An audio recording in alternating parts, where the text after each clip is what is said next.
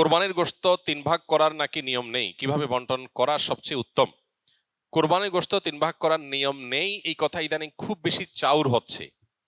কে বলেছে কোরবানির গোশত 3 ভাগ করার নিয়ম নেই? এখানে একটি ভুলকে সংশোধন করতে গিয়ে আরেকটা ভুল আমরা করে বসছি অনেকে। আর সেটি হলো, কোরবানির গোশত এ সম্পর্কে আল্লাহ রাব্বুল আলামিন কোরআনে হাকিমে বলেছেন, ফাকুলু মিনহা ওয়া তাইমু আল কানিআ ওয়াল মুতাররা। কোরবানি গোশত নিজেরা খাবে এবং সেই সাথে নিজের আত্মীয় স্বজন, গরিব, নিজের আত্মীয় স্বজন, প্রতিবেশী, বন্ধু বান্ধব, আপনজন তাদেরকে খাওয়াবে, আরেক ভাগ গরিব দুঃখী অভাবী মানুষদেরকে দিবে। অর্থাৎ 3 ভাগে ভাগ করবে। এটা মুস্তাহাব, ভালো। যে জিনিসটা আমাদের সমাজের সংশোধন যোগ্য সেটা হলো, সমাজের ভাগ নামে কোনো পশু থেকে থোক গোশত তুলে রেখে 1/3 গোশত সরিয়ে রেখে মোড়ল মাতবররা তাদের মতো করে তারা বন্টন করেন। এটা একদিক থেকে তো ভালো দেখা যায় যে সামাজিকভাবে উদ্যোগ নিয়ে যদি বন্টন করা হয়, সব গরিবরা সমান হারে পাবে, উপযুক্ত মানুষদের ঘরে ঘরে পৌঁছে যাবে, এটা ভালো। এটা আসলেই ভালো তখন যদি শরিকদের কারোর কোনো আপত্তি না থাকে। সবাই যদি বলে হ্যাঁ ঠিক আছে, এটা খুব সুন্দর পদ্ধতি, আমাদের সবার কোনো দায় দাবি নাই, সবার তরফ থেকে একটা গরুতে 7 ভাগে কোরবানি দেওয়া যায়, 7 ভাগ থেকে বা যে কয় ভাগে আছে সবার তরফ থেকে টোটাল গোশতের 3 ভাগের 1 ভাগ রেখে এলাকাতে দায়িত্বশীল যারা আছেন, মুরব্বী যারা আছেন, গণ্যমান্য যারা আছেন, তাদের অধীনে ওলামায়ে কেরাম, ইমাম সাহেবদের মাধ্যমে পুরো এলাকাতে গরিবদের মধ্যে বন্টন করা হোক, আমাদের আপত্তি নেই। কারো যদি আপত্তি না থাকে কোনো অসুবিধা নেই, এটা ঠিক আছে। যেহেতু এই জাতীয় ক্ষেত্রে একজন মানুষ তার নিজস্ব কোনো আত্মীয় আছে, গরিব আছে দূরে, তাকে একটু বেশি করে দিবে বা তার মতো করে সে একটু বন্টন করবে, এই বিষয়গুলোর সুযোগ যেহেতু থাকে না ওই সমাজের ভাগ আলাদা করে তুলে ফেলার কারণে, এই জন্য এই বিষয়টা যদি কোনো শরিকদের কারোর আপত্তি থাকে তাহলে এটা উচিত না, তাহলে সেক্ষেত্রে তার হক নষ্ট হবে।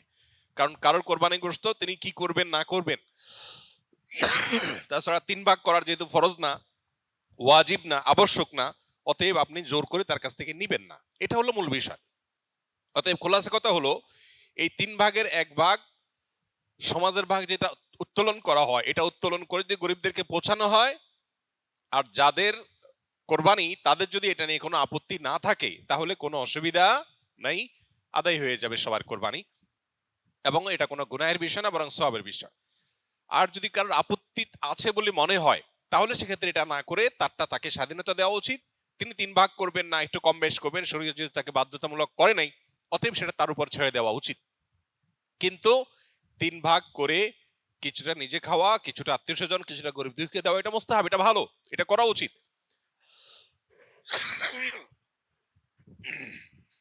আমরা এখন যে একটা বাজে দৃশ্য দেখতে পাচ্ছি আমাদের সমাজে, সেটা হলো আমরা লক্ষ্য করছি যে অনেকেই কোরবানি গোশত সব নিয়ে ফ্রিজে তুলছেন। খুবই দুর্ভাগ্যজনক বাস্তবতা। যেখানে গরিব দুঃখীর হক আছে, তাদেরকে দেয়া দরকার, তাদের জন্য 1 ভাগ রাখার নির্দেশনা শরীয়তে আছে, সম্ভব হলে আরো বেশি রাখা উচিত, সেটা না করে বেশিরভাগ মানুষজন আজকাল সব ফ্রিজে ভরে রাখে, নামকা অস্তে সামান্য কিছু গরিব দুঃখীকে দিয়ে, আর বাকিটা স্তূপ দিয়ে রাখে সারা বছরের গোশত সংগ্রহ রাখার প্রয়োজনে। তো এটা কোরবানির তাৎপর্যকে নষ্ট করে। যে লোক আল্লাহকে সন্তুষ্ট করবার জন্য কোরবানি করেছে, সওয়াবের উদ্দেশ্যে কোরবানি করেছে, এটা তার কাজ হতে পারে না। অতএব 3 ভাগের 1 ভাগ করে গরিব দুঃখীকে গোশত দেওয়ার ব্যাপারটিতে আমাদের আরো বেশি আন্তরিক হওয়া উচিত। সম্ভব হলে বেশিরভাগ গরিব দুঃখীকে দিয়ে সামান্য একটু নিজে রাখলে আরো ভালো, যদি মনে হয় গরিব দুঃখী অভাবী মানুষের সংখ্যা বেশি হয়। অতএব 3 ভাগ করতে শরীয়ত ফরজ বা আবশ্যক করে নাই, ওয়াজিব করে নাই, এটা ঠিক, কিন্তু এর মানে এই না যে আমাদের সব গোশত ফ্রিজে নিয়ে ভরা উচিত, সেটাও ঠিক না।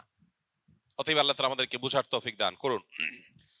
মৃত ব্যক্তির নামে কোরবানি দেওয়া যাবে কিনা? জি, মৃত ব্যক্তির নামে কোরবানি করা যাবে। আলী রাদিয়াল্লাহু তাআলা আনহু সহ অনেকের থেকে আমল প্রমাণিত। খুদ নবী আলাইহিস সালাম তার পিতা এবং মুসলমানদের পিতা ইব্রাহিম আলাইহিস সালামের তরফ থেকে কোরবানি করেছেন। মৃত ব্যক্তির তরফ থেকে কোরবানি করা শরিয়াহ সম্মত।